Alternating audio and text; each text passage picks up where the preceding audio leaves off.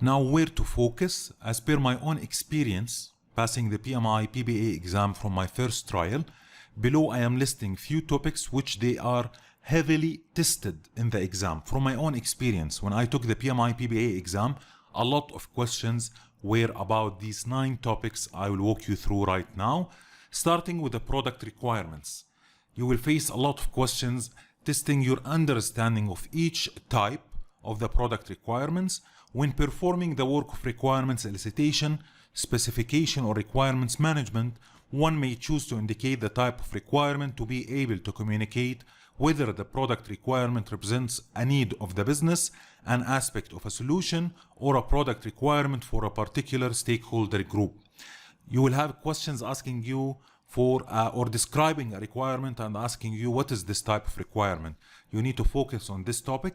We have the solution requirements, which can be functional or non-functional, business requirements, stakeholder requirements, and transition requirements.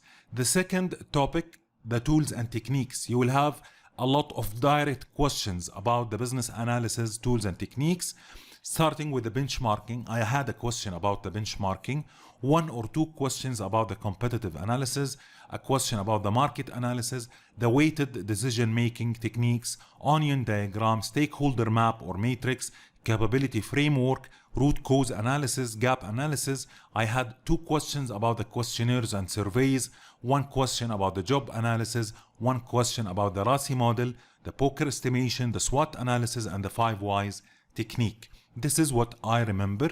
I had a question at least about each of the tools and techniques I'm listing in this paragraph. Feasibility assessment. Before deciding which option is preferred, the business analyst assesses the feasibility of each possible option. The feasibility assessment can be operational, technology, cost effectiveness, or time. As part of performing the needs assessment activities, you need to conduct the feasibility assessment. You will have 1 or 2 questions in the PMI PBA exam about the different types of feasibility assessment.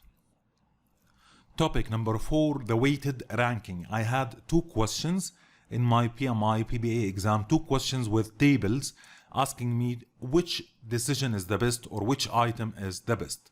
Ranking 2 or more options can be done using various techniques. A practical and effective method is to use the weighted ranking matrix, or a table that combines pair matching or with weighted criteria to add objectivity to the option you are going to recommend.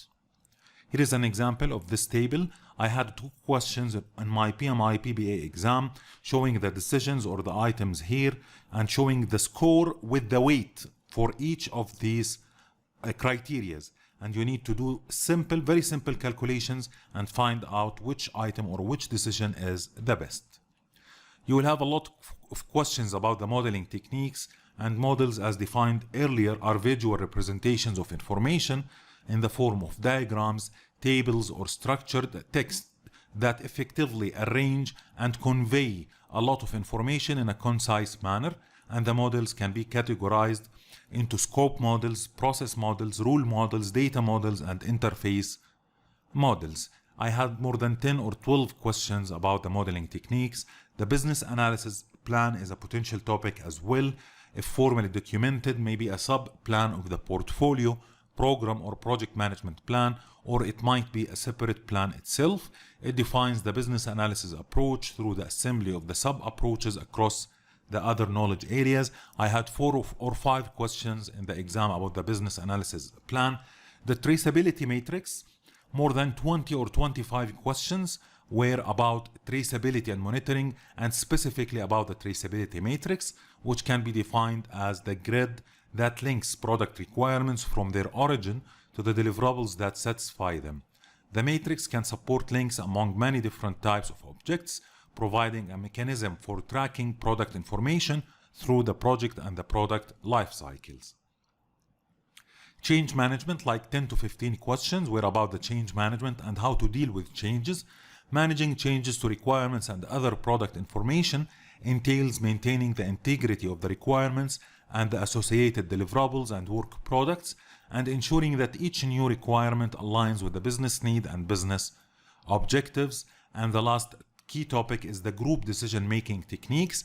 I had 1 or 2 questions asking about the difference between how to use the plurality or the majority or the unanimity and the autocratic different techniques. So expect 1 or 2 or up to 3 questions about the group decision making techniques.